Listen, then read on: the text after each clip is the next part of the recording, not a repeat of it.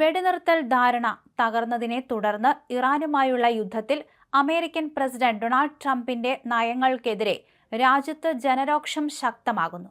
Daily mail JL partners നടത്തിയ പുതിയ survey പ്രകാരം ട്രംപിന്റെ യുദ്ധ നയങ്ങളെ വെറും 32% ആളുകൾ മാത്രമാണ് പിന്തുണയ്ക്കുന്നത്.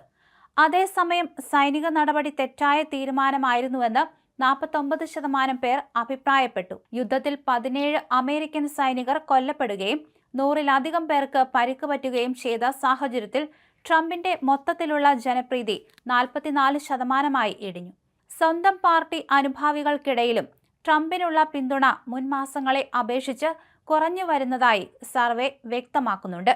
സമീപഭാവിയിലൊന്നും തന്നെ ഈ രക്തച്ചൊരിച്ചിൽ അവസാനിക്കില്ലെന്നാണ് ഭൂരിഭാഗം അമേരിക്കക്കാരുടെയും വിലയിരുത്തൽ. സമാധാന കരാറിലെത്താൻ 1 വർഷത്തിലധികം സമയമെടുക്കുമെന്ന് 26% പേരും എത്ര നാൾ യുദ്ധം നീണ്ടു നിൽക്കുമെന്ന് വ്യക്തതയില്ലെന്ന് 32% പേരും അഭിപ്രായപ്പെട്ടു.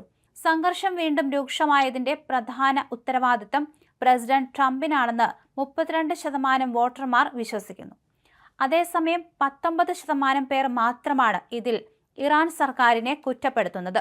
ഇറാന്റെ പാലങ്ങളും ഊർജ്ജ നിലയങ്ങളും തകർത്ത് ചർച്ചകൾക്ക് നിർബന്ധിതരാക്കുന്ന US തന്ത്രത്തിന് അമേരിക്കൻ പൊതുസമൂഹത്തിൽ പരിമിതമായ പിന്തുണ മാത്രമാണുള്ളത്.